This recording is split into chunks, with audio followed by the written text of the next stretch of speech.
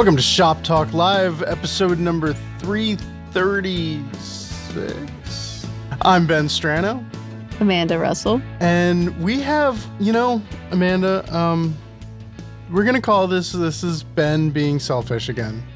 I would like to argue that point because when you brought this up in our Slack chat, which the audience might not know about, is our God, I hope the audience is chat. not privy to our Slack chat. Yeah, I would hope that most people don't know what Slack is. No, I'm just saying, I hope they don't actually get to read our Slack chat because that is pretty rough. Oh, that would be a problem. Yeah, that would be a problem. I think. Not bad. They would just realize that we don't intrusive. Know how to type or spell. We're silly. We're just silly. But when you brought that up in the group chat, in the group Slack chat, it was something I was so for. Okay. Of just please go after this. And you did. This episode, I talked to a woodworker, Sergei, who I don't want to say serendipity or whatever, but our paths crossed, and I think I immediately became enamored with the story and the project and in real life. And it was one of those moments where I was like, you know what? I have complete control over this outlet, and I guess I get to do whatever I want every now and then. So we're going to do an episode with Sergei talking about this one particular project. And I love the passion behind it, though. Yeah. I think it's so And Sergei's important. story is so great. He's a woodworker in New Haven, and not going to give the whole thing away, but he's a worker. He's doing the job. He's working hard. And there was a moment of celebration for Sergei, and I am just taken by that, and I wanted to extend it. And so that's what this episode's really about. Before we get started, though, Amanda, what are we going to tell the audience about? We got to talk about, one thing is Fine Woodworking New England. Yeah.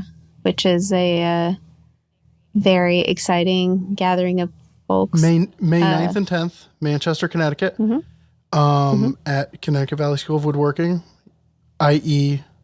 the land of Bob Van Dyke. And I think I just published it the other day to the website, but we've got, I've got my list right here. Right now, scheduled to appear, we'll say. Mary May, Frank Straza, Daryl Pert, I'm not positive about, Steve Latta, Michael Cullen, Mike Michelli, Michael Purrier, Ellen Casper, Tim Coleman, Aspen Golan, and more. We've got a lot of really great woodworking demonstrations happening, a lot of great woodworking vendors. All right, so May 9th and 10th, we got that going on. Also, we're doing another swing at the woodworking travel tours. If you want to check out all of the woodworking sites of England, an 8-day adventure, they're calling it, you can go hang out with none other than, I love this, wander around England for 8 days at woodworking sites with Mike Pekovich and Phil Huber. I mean, come on, folks. Yeah. And just go to a woodworking museum with Phil Hubert and Mike Pekovich. That's insane. Actually, you know what would be cool is to just go to a museum with a group of woodworkers and only look at the picture frames. Oh my God. That's such a good point.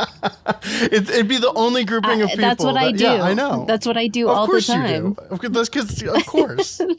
But it would be like the crew that nobody cares about the art. Everybody's just like, look at that frame. Oh, that miter's a little gappy. Are there some splines in that? What's going on? All right. Well, yeah, so check that out. We'll have links in the doobly-doo. All right. So Fine Woodworking New England, May 9th and 10th, and the woodworking travel tours. Check them out. And let's get on with the episode. Here's Sergei's story. Excited for it. Right. Let's go. So, Sergei, how do you pronounce your full name? My first name, Sergei. You said it perfectly. Last name, Gerasimenko. All right, I'm going to just call you Sergei. Sounds good. Where are you from? I am a little bit over the place. The joke is I'm from Western Massachusetts because after being born in Poland, my father was stationed there in the Soviet army. I spent 3 years of my life in Poland. Then we moved to Belarus. Then as a young adult, I went to college in Moscow. We left Soviet Union in late 90s and end up in West Springfield, Massachusetts.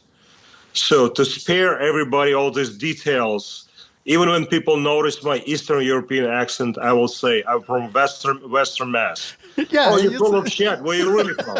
So then I tell the full story. So Well, and right now, so how did you get from Western Massachusetts to you are in New Haven, which is right by us? it's a great question. Actually, this leads to everything. Work. I study in Moscow technical design and production. Okay. It's a glorified title for the shop manager in the theater. Oh, Not only shop manager, person who is in charge of everything technical helping on the stage. wait. So like the ropes on the stage and everything Yes. with the lighting rigs and lighting, sound, how sets will build. He's the conductor of misguided orchestra to put. Think about the general contractor on site who has to deal with plumbers, electrician, interior designers, paint colors. And after spending 5 years in college, I realized I love woodworking more than actually managing people. Surprise, surprise.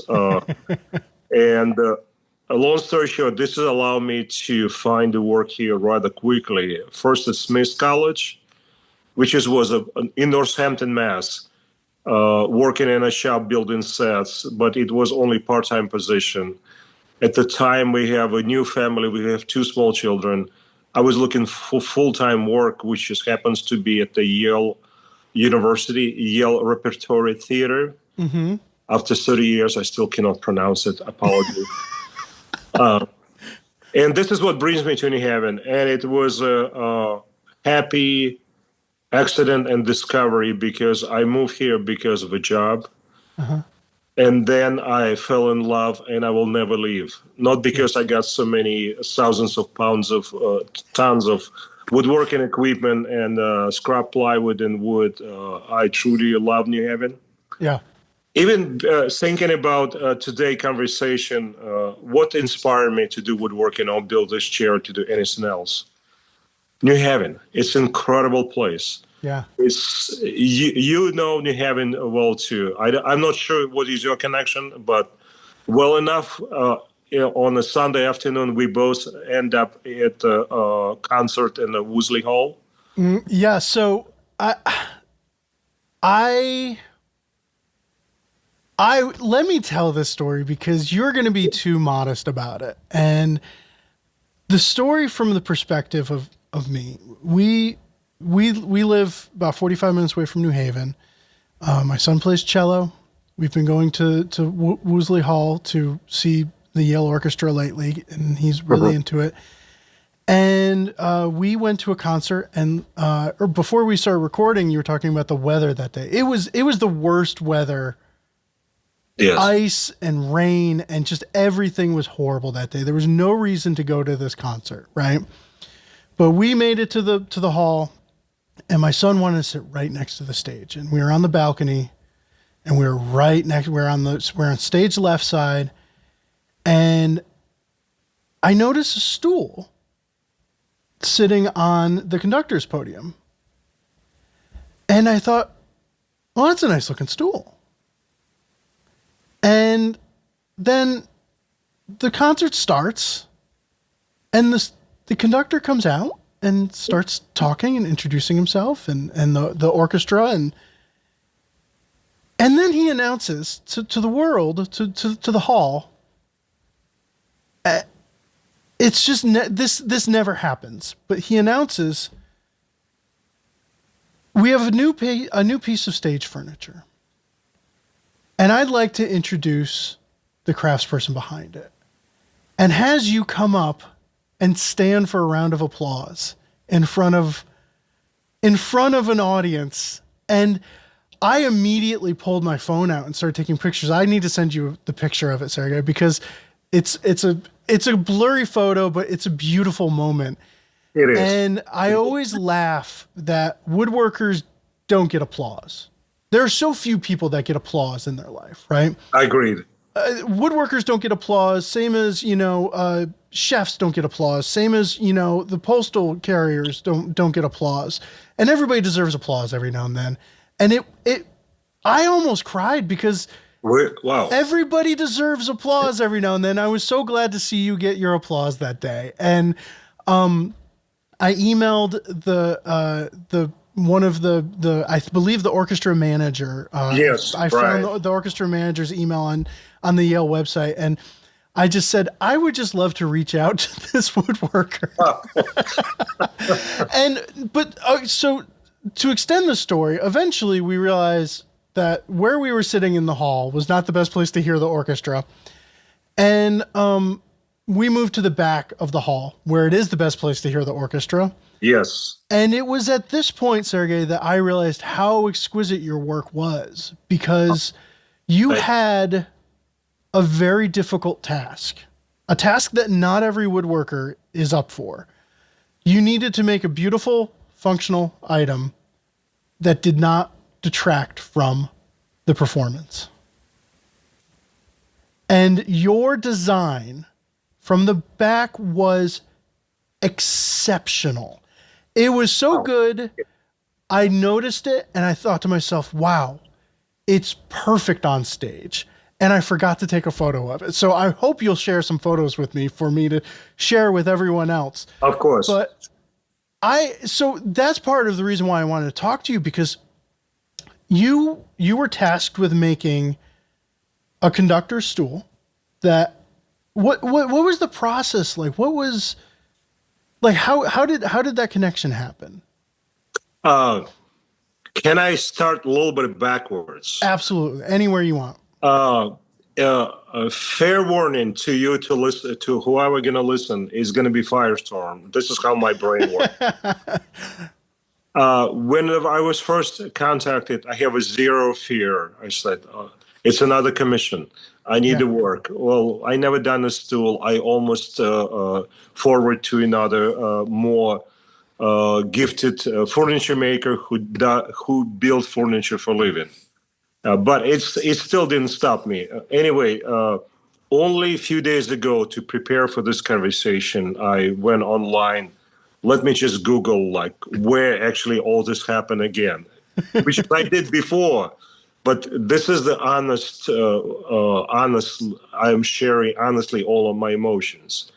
Only a couple of days ago, after all this happened, reading Wikipedia about Wolseley Hall, Newberry Memorial Organ, every sentence starts the biggest in the world, the most well-recognized. And it just occurred to me, oh man, I just actually did something there. Yeah. And... Well, and for the listener, so Wolseley Hall is the big performance auditorium at Yale. Yes. So right away, Yale doesn't do things kind of halfway. Yes. Everything at Yale is pretty extreme, right? Like the architecture, the presence of Yale, you're in Yale, and the hall is no exception. The fitment and the everything is exquisite. The organ is massive. So continue on. I'm sorry. So anyway, but I think the point I'd like to make, and I think it's important to me to come to this realization literally a day ago, after it's all been done and all the dust and settles and applause is quiet. When initially you asked me a question, how it came about, and probably logical next step, what's the thought process?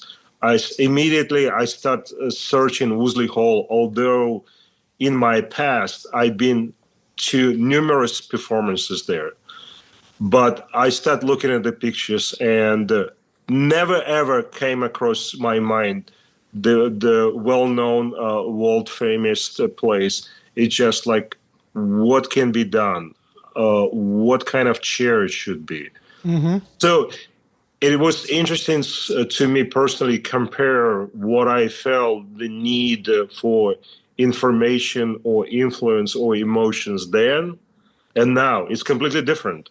Now I'm a little bit more horrified. Oh man, what the hell you was thinking? How dare you are? How does this happen? Because I think because of my connection to the theater, it's kind of, you don't seek out this connection on purpose. They just happen. Interesting enough, last week I listened to the wonderful Your Conversation with Philip Marley, my hero. And actually, I've been staring at his Instagram post, looking for inspiration, studying his chair. Out of my league. His chair, it's so elegant. It's almost made out of the thin air. I tend to overbuild things. I said, no way, I can. It's not. It's I can. Sorry, Phil, it's not gonna work. Um, um, so anyway, I actually met William Boughton, the musical director of Yale Symphony, years ago when he was just new arrival in United States. He's actually English conductor who was invited to be the musical director of New Haven Symphony around 2007. Okay. So you've known him a while. Okay. Yes, and it just happens to be then I didn't have the shop. I have a tiny space I'm subletting from somebody. I was mostly doing finished carpentry and remodeling work. Sole proprietor. True story, believe it or not. Mind you, 2007, this is right before 2008 crash. Work was tough. For this particular couple, who by coincidence happens to be two musicians from New Haven Symphony, who became friends with William, and I became kind of acquaintance with him. I was putting vinyl siding on their garage. This is how bad it was. Yeah. And one of the dinner parties, intimate dinner parties, because he was such a presence, he was such an interesting person. You can just tell. You want to be in the room, and you just want to sit and listen every word he will say. He just arrived in the scene. He was. I just remember. I don't remember what he said. He was full of energy. He'd like to do things with orchestra, whatever it might be. Festivals, teach young musicians, play instruments, get them involved with classical music. I just remember this infectious energy. And parallel, all this time, I've been subscribing to Fine Woodworking since 1997. Every issue have a yellow sticky note with how to sharpen chisels, how to use a cabinet scraper. And all these notes made by the guy who's driving pickup truck, doesn't have any woodworking tools, and putting vinyl siding on a garage. Fast forward, when they approached me with the commission, Brian Robinson, who's the manager of Yale Symphony, asked me to build a stool for William. Part of my brain, the furniture maker, you don't build chairs. It's out of your league. But this connection, the reason why I describe this connection with William from the past, I'm a creative person, I'm a woodworker. It's not like I said to myself, I can figure it out. Yeah. I owe it to him and to myself to give it a try. Does it make sense? Yeah, take the gig. Do it. Yep. And it's amazing when you dive to it. You don't know what you don't know. I start reading article again in my office, 6-foot long bookshelf, top layer. It's all issues of fine woodworking. Excuse me, I got a little bit of head cold. But also, I don't know if you aware of this. Taunton Press, if I pronounce it right, they published a magazine called Home Furniture. Yes, sir. Yeah. Short-lived, but wonderful copies. I saved them all. And it's incredible. You look back 25 years ago, it was wonderful articles written about how to build a chair, the proper proportions, joinery, how to design a chair. One of the best advice in one of the articles, build a full-scale model, put it in your shop, and every day turn it. It's 3/4 frontal view, 3/4 back view. You complement the chair, how it's look from a backside. But this is where it's all coming from. You start putting all this information in the brain and start working like this supercomputer. My best ideas always happen in a shower because this is where I done enough homework and this Olay moment. If you think about Woosley Hall, I was sitting there, and it's interesting how things works. As soon as I said yes to the commission, my next step, texting the Brian manager orchestra, I'd like to sit in the rehearsal, or I need to see William conductor orchestra. I need to be there. Oh, so you actually went to Yes a rehearsal to see like his physical nature when he's conducting? Yes. Which conducting is a very physical thing. Yes. Yeah. And he was sitting on the most awkward, uncomfortable chair they bought in Walmart. And it was horrible looking, and he's uncomfortable, no back support. But for those who, you can Google images of Woosley Hall. It's extremely ornate. Yes. It's so many decorative elements. And how can I not so much compete with this, but what it can be, what you will see actually, the back of a chair. Yep. Pipes of a Newberry Memorial organ. This is where idea came from. The backside of why it worked. Yes. That's why it worked, because you were inspired by the space it was in. Absolutely. Sergei, that's why, and I did, like, sorry, I get jazzed, right? But like, I was sitting there and I was saying, like, I'm paying attention to the performance, and then I looked, I was like, God, the back of the stool is beautiful, and that's it. And it because the job is to listen to music, right? Yes. The job is to be the thing. And it was a beautiful stool, but it fit perfectly in the environment. It never drew attention to itself, and that's why, because of the pipes around it. Yes. You're brilliant. That's thank you. like, no, because I'm not joking. I've been talking. I even talked to, like, so we have a messaging app, and I said to the whole crew the next day, I was like, you wouldn't believe what I experienced, blah blah blah. I was like, and it was a beautiful stool, and like, but like, yeah, like, and the more I talked about it, Amanda and I were talking, I was like, I just want to find out what this guy did for this very specific assignment. And I would have never thought you drew, because I would have never thought you drew inspiration from Woosley Hall so specifically, because it is so ornate. But the pipes are there and around and everywhere in that hall.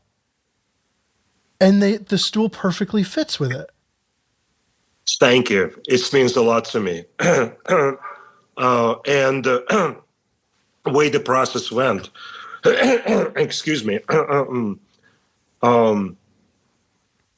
First, we just have a meeting in the shop, because I knew it needs to look right in a space, which is quite a space, Woosley Hall.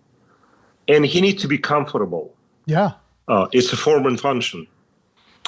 And I have not really comfortable, but extremely functional. It's not an office chair. It's called lab chair. Okay.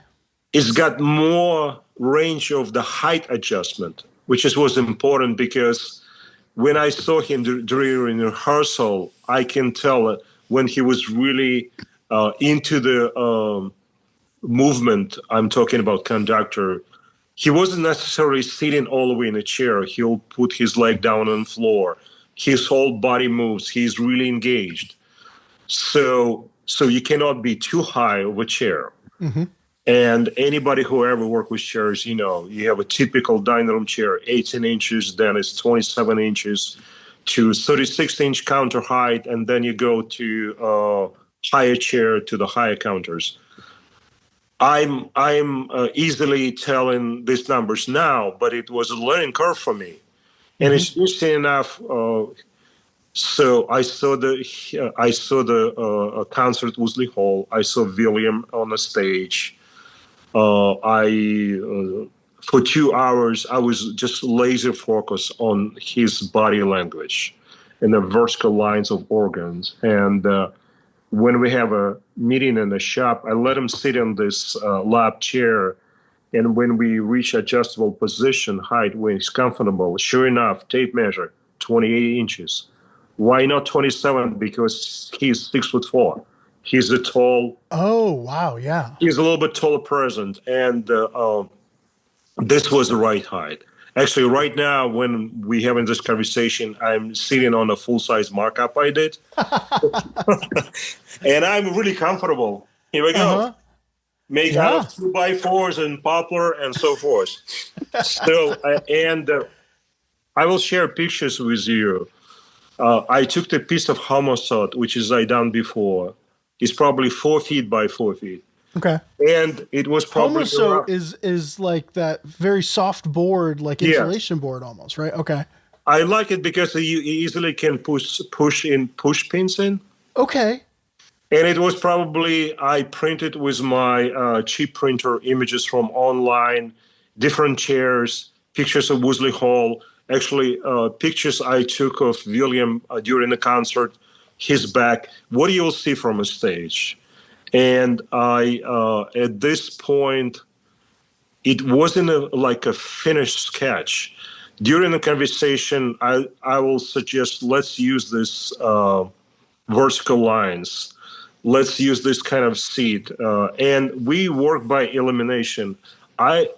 It's been done before. Again, when more restrictions you have, streamline your design process. Mm-hmm. If every option available, you get overwhelmed. Like question, would you like upholstery seat? No, hardwood. Okay. Easy to maintain. What kind of design influence? William right away pointed me in the direction of mid-century modern. Okay. So, and everything starts falling in place. And truly credit due. Last fall, I make a trip to Maine. And I was actually visiting my son-in-law works at the Center for Furniture Craftsmanship in Maine. Well, this is 2 episodes in a row we're dropping CFC. Okay. Yeah. and this is the funny story. Who's your son-in-law? His name is Harrison Caesar. Okay. No, wait a minute. Did I Heiser, sorry. Okay. Harrison Heiser. Okay. We call him Rob, so I'm not sure how he goes in school, but he's in charge of, I think, facilities. He's one of the people who maintain equipment and shop. Sorry, Rob, I apologize. I probably mispronounced your title, but you know who you are. And one of the reasons also to visit, help me up, Thomas Moser or Mosier? How do you pronounce it? Mosier, I think. Mosier. Yeah. We did a tour of the factory. Yeah. Okay. It was fascinating. And a big credit due. One of the big inspiration for me was their Edo stool. Actually, let me check again. Yes, it's if you look online in their catalog, Edo stool, okay. EDO. I completely reversed engineer it because it's a little bit more Asian inspiring, meaning on the lines opposite, they start thin on the top and wider on the bottom. Gotcha. So this was a big inspiration. And just to be on the shop floor, You can see thousands of pictures, but when you look at the actual chair, and we probably spent almost 2 hours in the factory. Person who gives us a tour, he was the CEO of the company, actually, who was this passionate about. He's not a woodworker by no means. I think he's. I'm gonna stop right there. Sure. It doesn't matter if he was so passionate and he took longer than it should. Usually it's a 1 hour tour. It was so inspiring to see this in person. And this is what was my biggest inspiration was. Edo stool. It doesn't have these vertical lines. Full disclosure, I didn't copy it, but it was a big inspiration. Pictures, multiple pictures of Edo stool was on my inspiration board. And from there, I knew I have to make the full-scale markup because conductor need to be comfortable. Yeah. Performers almost 2 hours, and I am assuming chair or stool will be used for rehearsals too, and whatever life it might be after that. Person who's sitting, they need to be comfortable. Yeah. So it took me longer to do the markup, which is made out of close your ears out of 2x4s from Home Depot and the poplar. It took me longer because I was constantly changing design. It was no fine joinery there. It was put together with construction screws. The point was how it's going to feel. Is it comfortable? How it's going to look like? Every word from an article from a fine home furniture magazine, and I can send you the name of a person. I'm not sure who wrote the article. I was trying to dig up the article, but I will probably mispronounce it. Okay. Every word he said, don't waste the time on the joinery. It's most important, the visual, how it's going to look like. And this is exactly what I did. So anyway, it took longer to make the full-size markup. And I was trying to sit it multiple times, and it was a lot of interesting discoveries. Like I never knew or pay attention. The back legs of the chairs usually they on a 4-degree angle towards the front legs. I tried the 4-degree angle. If you think about the miter terms as a miter saw table, it didn't look right. I increased it to 7 degrees.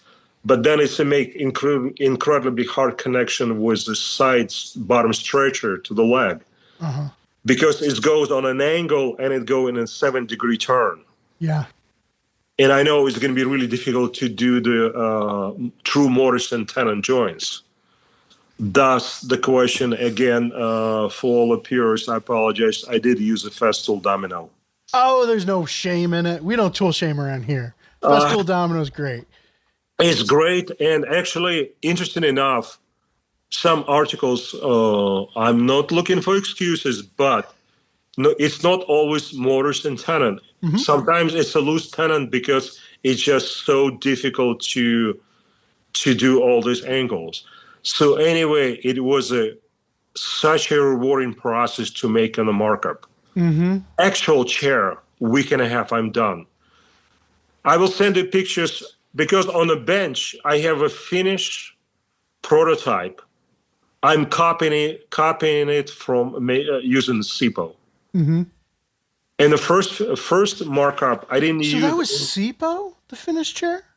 Yes. Tell me about SIPO. I don't have much experience with SIPO, and you gave me a little tour before we started recording, and you said that you work with SIPO a lot. What is SIPO? SIPO is African hardwood. Okay. It's similar to sapele. You familiar with sapele? Yeah, okay. They're a little bit different in color. Sapele is got a little bit more red into it. And the stool had it was more blonde, right? Might have been stage lighting that throws me off. Yes. No, it's pretty brown. This is actually this is SIPO. Oh wow, okay, But interesting enough, I've been dealing with both of them for a long time because also one of my specialties, one of my niche, to build a true authentic entry doors from scratch. The doors on your website are Well, by the way, just side note, folks, everybody needs to check out Sergei's website because that's the way woodworkers need to do websites. It's just pictures of beautiful work and contact, and that's it. There's no touchy feel, which is fine, but like Sergei's like, no, the work's speaking for itself here. So, side note, your website rocks. I love it.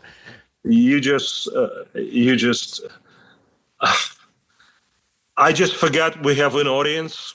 I thought it's just two woodworkers yapping. I say it's two woodworkers yapping when I approach people. Yeah. Now you make me aware somebody else is listening. But anyway, SIPA was a kind of accidental discovery. It's one of the suppliers who no longer in our area. Many people can relate. We cannot wait for Reader's hardwoods to come back. He is wonderful, Jim Reader. I used to go there. They sell sapelli. I love sapelli. Things happen. They no longer around. They still in Massachusetts. Anybody listening? It's one of probably the best places to go for the hardwoods. Okay, Readers, yeah. Not only inventory, the knowledge. It's a second generation knowledge. They know. They know. Call them. This is how my relationship with Jim Reader started. Unfortunately, they're not local. For me, it's almost 2.5 trip one way without traffic. Yeah. Other supplier, they don't have sapelli. They sell SIPO, carry SIPO. I was skeptical. And this person, just give it a try. It's so similar. It's so true. At some point, I lost track. I cannot tell which boards in my shop, SIPO or sapelli. But what I noticed right away and why I prefer SIPO right now, it's not as brittle. It's easier to work with. And sure enough, to straighten up I cannot pronounce it. To my defense, one of the articles, I think it was in Fine Working magazine, if anybody wants to make a reproduction, if a genuine mahogany is not available, your choice is better for carving with SIPO than sapelli. It works easier. It's easy to work with. Makes sense? Yeah. It's still got beautiful grain. Quarterstone SIPO resembles ribbon cut sapelli. They're quite similar. And I just love the color and stability. And for exterior doors, it's a great choice for exterior projects because it's weather resistance. Mm-hmm. Actually, place where I get my SIPO, they have a piece of SIPO left outside for 10 years, no rot, just to grade out. Okay. So it's a good choice. And one of the first meetings about the stool, I showed them samples. Well, most of the furniture, chairs, is walnut, ash, or cherry. I will narrow it down, let's say. Yeah. Like, for example, inventory, Thomas Mosier, they have ash, walnut, and cherry. Mm-hmm. And William was really attracted right away to the SIPO sample. So, and to me, I'm glad we did it because if we'll, and also I don't want to use stain because I knew this chair will be used and abused. Mm-hmm. Just for logistics. Yes. Yeah, because you've spent time on stage crews, and they're not going to be real delicate when handling things. And any film build-in finish was out, and any penetrating oil was in because easy to maintain. There you go. So, and he saw the sample. I have a Rubio on SIPO, just clear coat, and he loves it. And I'm glad we did it because walnut will be too dark. I think the SIPO, which is a little bit brownish, reddish, not so much more reddish, more brown tones, will end up looking just right in the concert hall. Mm-hmm. Also, what I noticed when everybody in the orchestra wear black. Yep. All you can see beautiful instruments. They are incredible. And most of the musical instruments, and fact check me, but it's a lot of dark stains. It's good acoustical species of woods are firs, actually. Is this So correct? yeah. I think for a lot of the cellos and violins, it'll be spruce and maple in Yeah. the back, but yeah, they're all stained like that Yes. rich red. Yeah. Rich red, but my first, actually, I even put few pictures of musical instruments you just mentioned, my inspiration board. But then I quickly took them out because they way too ornate. And the color, if you think about mid-century modern, what William kind of Yeah. guiding towards me, they're a little bit more brown. Yeah. And I'm glad I'm repeating myself. I'm glad I think SIPO was the right choice. Give it different color from the body, especially cellos, which is quite present on stage. Yeah. They are on the stage. If you're looking from a house on the stage, right? They on a backdrop of the musicians wearing black. This beautiful color. I don't want to compete with that. So. Yep. Well, I mean, I've said it a few times, but you didn't.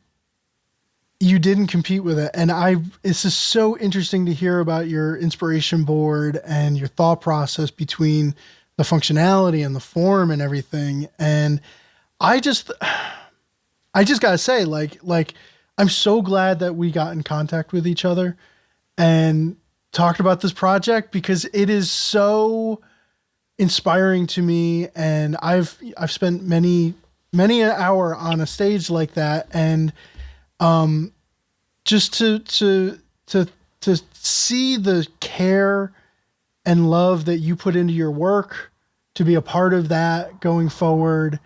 And I don't know if does that stool live with William after his retirement, or does it live at Yale after his retirement? I don't know, but I have a feeling your work is going to live on in the halls of Yale in perpetuity, you know? Oh, thank you. It's quite a compliment. Thank you.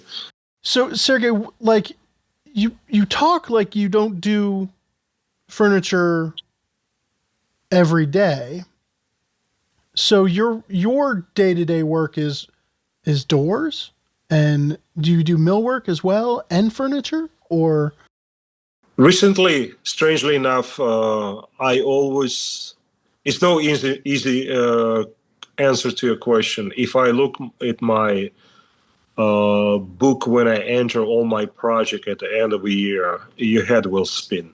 Yeah. It's all above. When people ask me what I do, I don't have a short answer. Finally, I came across the term, which is I've been ignoring, which is, I think, fit me perfectly: architectural woodworking. Okay. Yeah. But I disagree how it's described by other people. I will call it a blend of fine woodworking and custom cabinetry. Yeah. Actually, right before this conversation, if I look online, Wikipedia define woodworking. It's a occupation of person who does cabinetry, fine furniture, wood turning, carving, and so forth. Not me, Wikipedia. Yeah. But this is what basically I do. I don't want to build kitchens. I cannot compete with bigger shops with CNC edge benders, and it's just completely different occupation. It happens to be one of my specialties, custom entry doors. But also, I'm really good at space planning. I think it's the difference between design and a space planning. Mm-hmm. So I'm really good at changing space and change the people use their spaces in their homes. If I'll tell you I build a mudroom, sounds simple. Not necessarily. I will come in and this is my model. Never ever approach the things they're presented to you. Somebody else said it. I will repeat it. Never ever approach the things way they are presented to you. I always go with the clean slate to the meetings with clients. Okay. Because they don't know what they don't know. This is where I come in. Last week, perfect example, I was called to build, to give the price and look at the simple bookshelf in a home office between a sliding door and a strange niche in the wall, which is only allow 4 feet for. After 1 hour conversation, sliding ugly barn door is out. Niche will be closed, and instead of 4-foot wide bookshelves, it's 6-foot wide building, which is going to house files and bookshelves about, and a hidden pocket door behind the cabinet. Mm-hmm. They look at me. This is not what we're supposed to discuss. This is not, but we love it. It's a great idea. Yeah.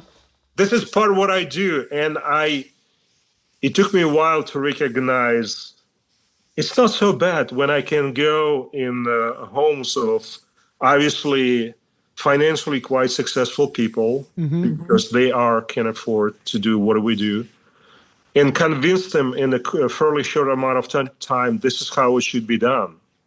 And you'll benefit from that. You will enjoy your workspace more. I think it's quite rewarding. So it's a cabinetry. It's the entry door, which is woodworking, which is I have to duplicate historic moldings. I have William and Hasse, now I have Shop Fox molder. So I study, and I'm lucky enough where we are in New Haven. It's a plenty of 100-year-old homes. Yeah. Wonderful collection of moldings if you pay attention. And I try to incorporate and tell the story when I design even bookshelf. Let's use this molding not from local lumberyard. Let's use this molding, which is actually a copy of a 100-year-old home 2 doors down from your house. Yeah. And you at this point, you have like a mental catalog of all of the architecture in New Haven, which is all over the place. Yes. And wow. Okay. Yeah. You know your clientele fairly well, I can tell. So again, long answer to your question. It's I don't do fine furniture. The conductor's stool was one-off. And don't ask me how much money I make, probably 25 cents an hour. But I'm so glad, William, who I spoke about at the beginning, it's an emotional connection. Mm-hmm.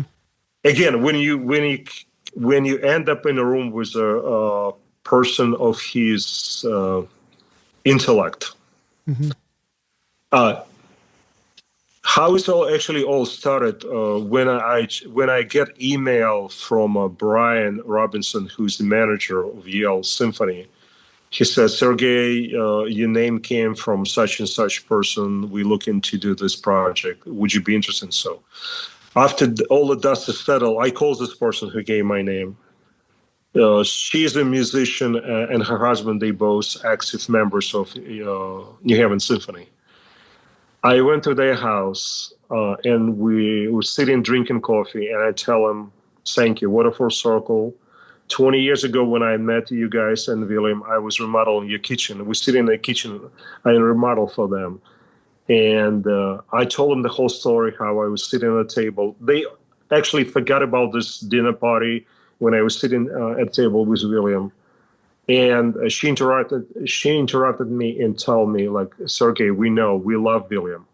And she pointed out to all the kitchen doors are plasters, photographs of friends and inspirational people. Here's the sequence. Young Bob Dylan, William Boughton, Albert Einstein. Albert Einstein. This is this is the way they put the William Boughton. Well, it really goes to show, though, that, like, especially when you're a self-employed woodworker, you never know what is gonna, like, what that connection or what that line of connections is gonna lead to. And, like, I don't know, you're obviously someone who figures it out and makes the most out of every connection. And thank you so much for coming and talking to us about this. And Just the listeners, Sergei took me on a cell phone tour. I am heading over there soon, probably, to do a tour of this shop. It is... Please. It is spectacular. It is spectacular in all the beautiful, organized ways. So you'll be seeing more of Sergei on finewoodworking.com, folks. But Sergei, thank you. Thank you so much. Sorry it took longer. And Ben, I cannot be more happy and excited for this new connection. And what a chance, or whatever it might be, you were in audience this night. I'm so glad we connected. That wraps another episode of Shop Talk Live. If you enjoyed it, let us know by liking and subscribing to whatever platform you use to listen to your podcasts. I always like to bring up the Discord channel. We just wrapped our first build challenge, which is a month-long challenge, and February was pencil boxes. We're going to have a special guest in the next coming week or so who's going to join us and review some of the designs, give some feedback, and just chat about boxes. We always use Discord as a way to preview upcoming episodes and ask for specific questions depending on the guest.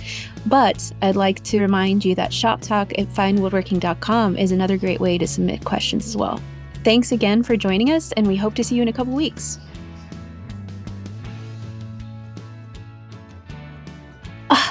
Look at your little beret. Yeah. Whoa. I like the beret. I'm going to stick with the beret. Stick with the beret, because I don't know why it suits you. Wait, and then there's, does this do... This would be a great YouTube intro, I'm just going to say. Oh. I look sad. Panda Ben. Is that a panda? You're such a sad panda. I don't know what's going on. I'm putting... Wait, how do I get the beret back?